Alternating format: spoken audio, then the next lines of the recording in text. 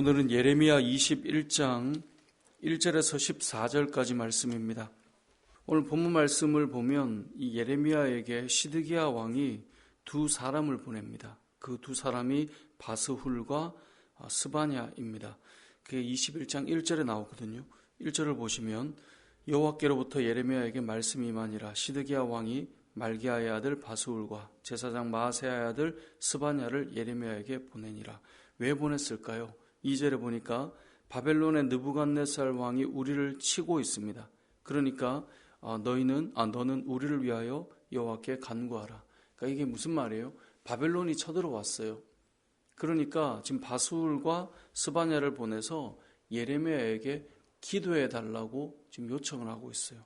우리를 위해서 여호와께 간구해라. 여호와께서 그의 모든 기적으로 우리를 도우시면 그들이 우리를 떠날 것이다. 자, 생각해 보세요. 우리가 20장까지 내용을 잘 생각해 보면 지금 바스훌은 예레미야 선지자의 메시지를 아주 싫어했어요. 왜 싫어했습니까? 그들이 죄를 짓고 범죄했고 그 범죄에 대해서 하나님이 심판할 것이고 징계할 것이다. 듣기 싫은 이야기만 계속했어요. 그러니까 이스라엘 백성들도 듣기 싫었고 바스훌 그 당시의 제사장도 듣기가 싫었어요. 그래서 때리고 옥에 가두고 그렇게 했단 말이죠. 자, 그렇게 했다는 것은 결국은 왕도 지금 예레미야 선지자를 좋아하지 않았단 말이거든요. 20장까지. 근데 정작 나라의 위기가 찾아왔어요. 정말로 바벨론이 침공하게 되었어요. 그러니까 누구를 찾아요? 예레미야를 찾고 있는 거예요. 그러니까 이 본문을 통해 우리가 이게 곰곰이 묵상하다 보면 깨닫게 되는 것이 무엇이냐면 당장 내 옆에 좋은 말 해주고 당장 내 곁에서 그래도 그럴듯하게 해주는 사람이 그래도 나에게 뭔가 평상시에 도움이 되는 것 같이 여기고 곁에 두었지만 정작 위기가 찾아오니까 이들이 누구를 찾고 있어요? 예레미야를 찾고 있는 거예요.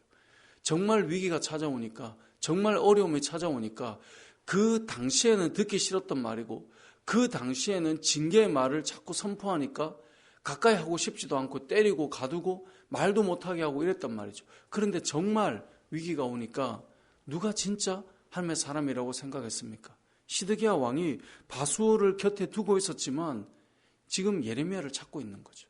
그리고 예레미야에게 뭐라고 말합니까? 우리를 위해 여호와께 간구하라. 아니 그동안 곁에 두었던 사람들이 그렇게 곁에 있는데도 우리를 위해 간구하라 라는 말을 바스훌에게 하지 않았어요. 예레미야를 찾아서 예레미야에게 요청하고 있다는 거죠. 결국은 고난이 찾아오고요. 결국은 어려움이 찾아오면 무엇이 진짜였는가를 이들도 사실은 알고 있는 거예요. 당장 듣기 싫었지만 정말 들어야 될 메시지가 무엇이고 정말 하나님의 사람이 누구인가를 실상 이들도 알고 있었다는 것을 보여주고 있는 거예요. 여러분 우리도 마찬가지예요. 당장 곁에서 좋은 말 해주고 당장 곁에서 뭔가 마음에 뭔가 한켠에 내 편이 되어주니까 이 사람이 좋아라고 말할지 모르나 정말 위기가 찾아오고 정말 어려움이 찾아올 때 누가 진짜인가를 사실 그들도 중심으로는 알고 있다는 것을 오늘 본문 1절, 2절을 통해서 알게 되는 것입니다. 그래서 예레미야에게 바스훌을 보냈던 거예요. 모두가 좋아했던 인기 있는 그 제사장을 예레미야에게 보내서 우리를 위해 기도해달라. 하나님이 도우시면 되지 않겠느냐라고 2절에서 말씀하고 있는 거죠. 자, 그렇게 예레미야에게 바스훌을 보내고 스바냐를 보냈어요. 자, 시드기야 왕은 어떤 기대를 가지고 이렇게 보낸 것이겠어요? 이렇게 그래도 보내면 하나님께서 너희를 위해 도와주실 것이다. 하나님께서 걱정하지 말라는 말씀을 주실 것이다. 뭔가 이런 기대를 안고 사람을 보내지 않았겠어요? 그래도 우리가 어떤 어려움이 왔을 때 하나님을 찾을 때 하나님께서 도와주실 거다라는 그런 말을 듣기 위해서 교회에 오는 것 아니에요. 내가 좀 잘못 살고 다르게 살고 때로는 핍박하고 살고 때로는 거칠게 살고 이래도 하나님께 돌아왔을 때는 그래도 하나님께서 내가 돌아왔으니 하나님께서 이렇게 도와주시는 거다 이런 말을 듣고 싶어서 그런 마음을 가지고 사람을 보내거나 내가 하나님께 나아가거나 그러지 않겠어요. 그런데 오늘 본문을 보면 예레미야가 시드기야에게 하는 말이 뭐냐면요. 4절부터 잘 들어보시면 읽어보시면 하나님께서 너희를 향해서 이 성 가운데 이제는 진노하셔서 심판하실 거다라는 말씀을 주세요. 늦게라도 돌이켰는데 어떻게 이렇게 말할 수 있는가라고 생각할지 모르나 기근이 오고 전염병이 와서 하나님께서 심판하셔서 그 백성이 어려움을 당하게 될 거다. 그게 4절, 5절, 6절 말씀이에요. 그래서 5절에 내가 든 손과 강한 팔 곧 진노와 분노와 대노로 친히 너희를 칠 것이며 내가 또 사람이나 짐승이나 이성에 있는 것을 다 치리니 그들이 큰 전염병에 죽을 거다. 이렇게 돌이켰는데 우리를 왜 기도해 달라고 하는데 이렇게 어려움을 당한다는 거예요. 그런데 이렇게 어려움을 버텨내고 산 사람들이 있겠죠. 그런데 그 산 사람들은 어떻게 되느냐? 7절에 보면 바벨론의 느부갓네살 왕의 손과 그들의 원수의 손과 그들의 생명을 찾는 자들의 손에 넘겨서, 지금 중반절입니다. 그가 칼날로 그들을 치되 측은히 여기지 않고 긍휼히 여기지 않고 불쌍히 여기지 않겠다.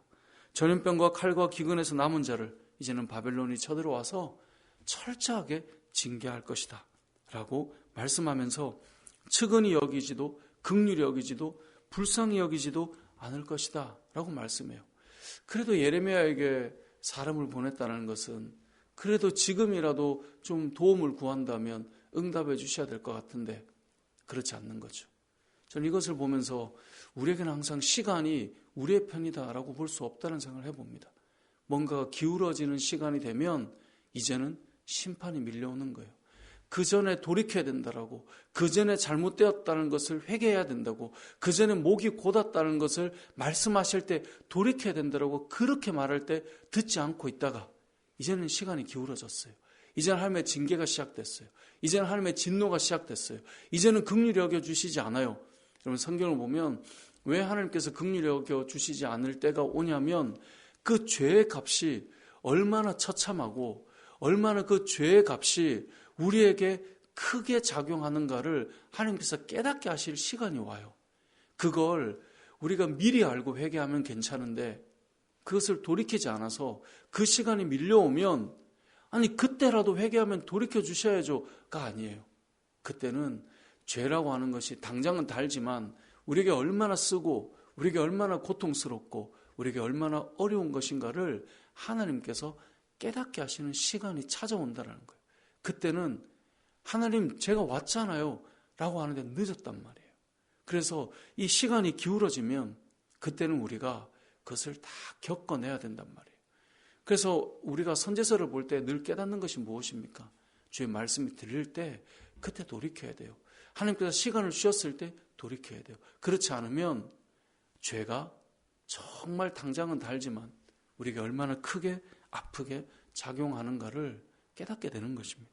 그래서 1절에서 7절까지를 보면 결국 아니 예레미야가 무슨 선지자야 라고 하는 것 같아도 정말 위기가 찾아오니 그를 찾게 되었다라는 것을 우리가 알게 되고 또 한 가지는 그들이 찾을 때는 외칠 때 돌이켜야 될 때가 아니었기 때문에 이제는 하나님의 징계가 하나님의 심판이 그래서 죄의 값이 얼마나 크고 고통스러운가를 깨닫게 되는 기울어져 버린 시간이 우리에게 찾아올 수 있다는 것을 우리는 기억해야 된다는 거죠.